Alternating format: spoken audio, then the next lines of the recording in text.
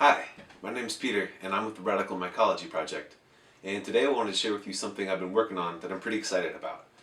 I recently trained a mushroom to digest used cigarette filters, one of the most commonly discarded waste products in the world today.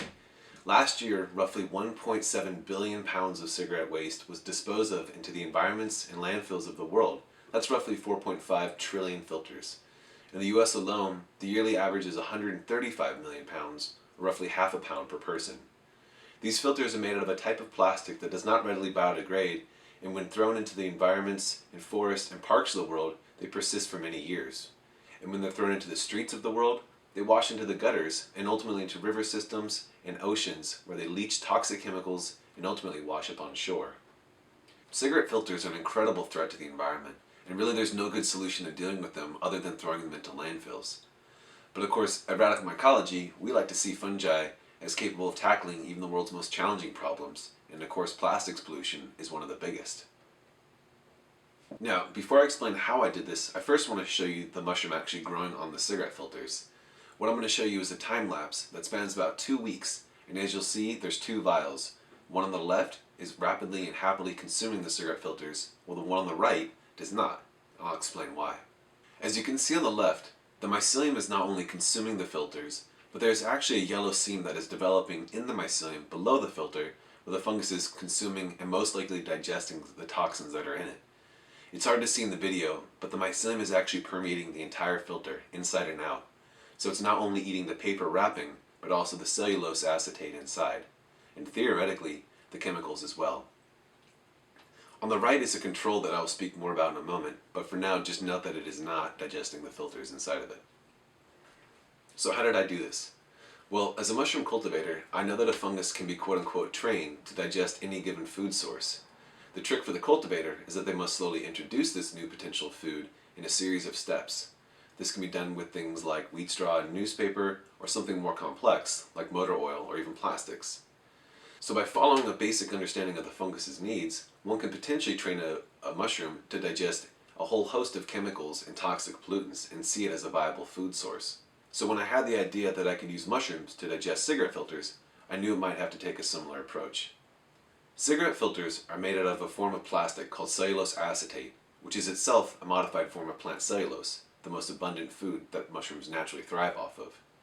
Even though I knew that few fungi had been demonstrated to break down plastics in the past, I assumed that because the acetate structure was so similar to the original cellulose that it was made from, that the plant might still be able to utilize it regardless.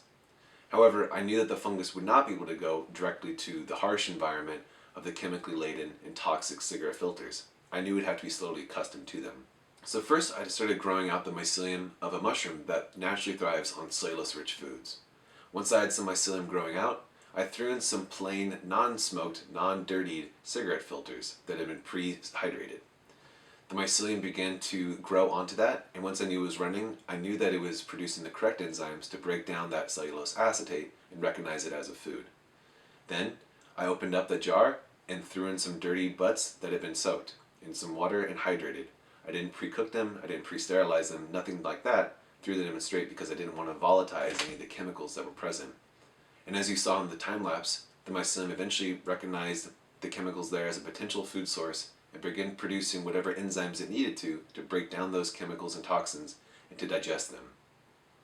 While I still need to test these filters and the mycelium to see what is present and what has been digested, as you saw in the video, there seemed to be a stream of toxins coming out of it as it was integrating these chemicals into its mycelial network. And as for the control on the right that never ran onto the dirty cigarette filters, that one was never preconditioned to non-smoked cigarette filters. Thus, it never got the sort of baby step that first enabled it to recognize the cellulose acetate as a food, and then secondly, the chemicals. It went straight to the dirty cigarette filters, which was too overwhelming seemingly for the mycelium, and it was never able to catch up in essence. So this is just a small demonstration of what it takes to understand the mushroom's needs, to train it to digest any given food source and potential pollutant as something it can thrive off of.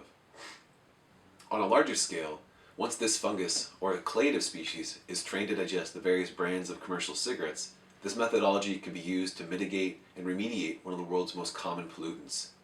Whole industries could be developed and jobs created where Waste disposal facilities could be trained to manage large-scale cigarette digesters, and local mycologists could be employed to provide the spawn, thereby creating more jobs and also creating novel approaches to waste management.